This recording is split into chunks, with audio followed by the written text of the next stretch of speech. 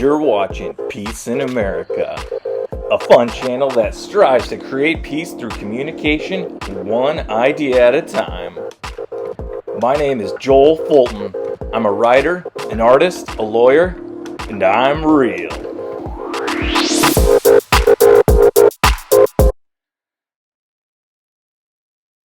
Hello, Fwends, and thank you for watching. I'm Joel, and welcome to Peace in America. It's Monday, February 28th, and today we have two community segments. First, I'll introduce you to my best Fwends doggie, Sophie. And later on, I hope you didn't eat a big dinner tonight because I'm about to serve you a steaming hot plate of knowledge. So let's begin with a big Peace in America shout out to the comments section. In response to episode 1, How to Write a Love Letter to Your Dog, we received a comment from my great buddy, Dr. Kiel, who I love and who has been my friend for 30 years. Yay, Kiel! So Dr. Kiel posted a love letter that he wrote to his dog, Sophie, and I wanted to share it with you. First, here's Sophie.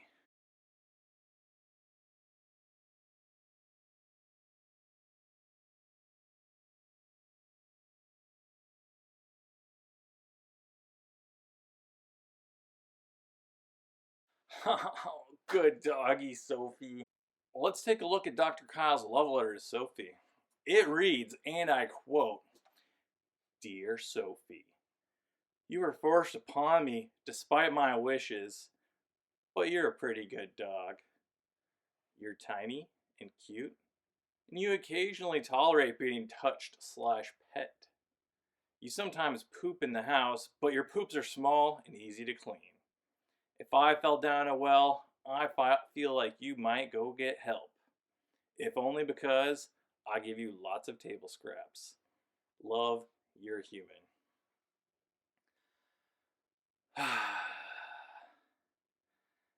That, to me, ladies and gentlemen, is love. Kind of makes you cry, doesn't it? Our next segment today is called This Week in Acronyms. We have some sad times these days. People out there are hurting. Despite this challenge, we need to remember to try our best to practice a peaceful mindset. Remember, peace starts with each one of us individually. And once you feel at peace, you will see you don't need to hate anybody. When you feel that serenity, you know what you need to do, and that's love, dream, and smile, or LDS. Yes, you have the power to make a difference, to increase the peace, or ITP.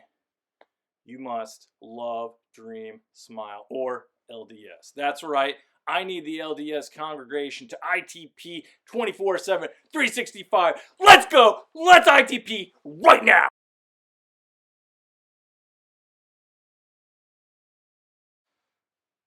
What I'm about to tell you is more powerful than a locomotive going 100 miles an hour down a one-way street. I am an educated man, and I'm about to share with you some knowledge. I hope you like your steaming hot plate of knowledge with some extra smart sauce, because this is real.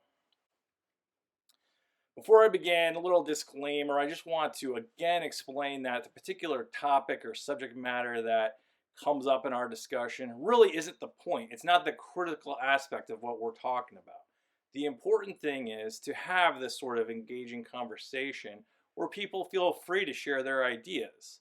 The key thing here is to pay attention to methods, the methods I'm trying to demonstrate in my communication. I want to teach you how to apply methods of understanding no matter the topic. Usually we accomplish this through our devotion to asking the right questions and staying true to our principles. Through repetition of these methods, your judgment will strengthen based on your experience. All right, now let's get to today's topic. It's called Beg the question. BTQ. What does this mean? Well, I just want to share a couple things with you about the phrase beg the question. Number one, there is a debate about what this phrase actually means. There is a modern understanding of this phrase that gets used a lot these days. That's not what I'm going to be talking about today. I'm just trying to point out, though, that one of the things you can take away from the discussion is words, sometimes they're not precise. Sometimes they have multiple meanings. And if you decide to be so bold as to use a word with multiple meanings, you do so at the risk of being misunderstood. And while not a huge deal for me, number two, as a writer, artist, and lawyer, I do think the original meaning of the phrase beg the question is kind of cool. It shows us an idea that I want to show some support for. I think it's the superior meaning, and at the very least, it's helpful to know, where did this come from? Let's go back to our origins. All right, here it is, a steaming hot plate of knowledge with extra smart sauce. So, what's the story with beg the question? Well, back in the 16th century, the homie Aristotle was philosophizing, and he had all these kinds of epic debates with folks.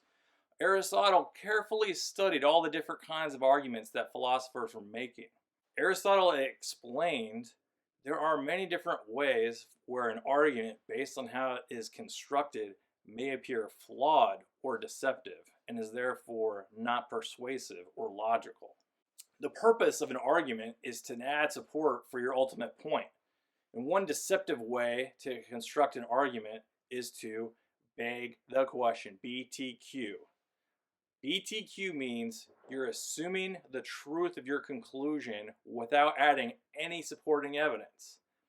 You're assuming the thing you're trying to prove. This is a specific flaw in a specific type of argument that philosophers or lawyers make. So here's one of the most popular illustrations of this, of BTQ. Parallel lines never meet because they are parallel. Well, I'm sure you've heard the lesson before that when you're trying to define a word, it's really not best to use that same word in the definition. And it's really the same concept here with begging the question. Begging the question is an argument that isn't logical because the conclusion does not follow from the premise.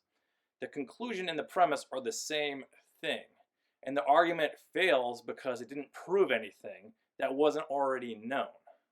So, originally, beg the question was something of a term of art used by philosophers and logicians. It's basically a way of saying, hey, buddy, I see what you did there. Not a real argument. BTQ. Throwing the flag on you. A real argument, at a minimum, should have two different statements. But with BTQ, you're just making the same statement twice in a row, which doesn't even qualify as an argument. So, for example, if you were to say, BTQ is lame because it's a lame way of saying assumes the conclusion, well, that argument just BTQs itself right in the face. So how do we know this? Because there's no proof in that statement that BTQ is lame other than saying it's lame. Thank you, Fwends, for watching today. I hope you joined in the conversation. If you like some of these ideas and what we're talking about and want to hear more, you can follow me on Instagram at peaceinamerica. That's P-E-A-S in America. And stay tuned to this channel for more episodes. Be sure to love, peace, smile, and increase the peace. If you like this video, please like and subscribe. If you want to see more of Ziggy, you can follow him on Instagram at ZiggyStarAussie. Please reach out, whether through YouTube or on Twitter at peaceinamerica. We'll see you here next Monday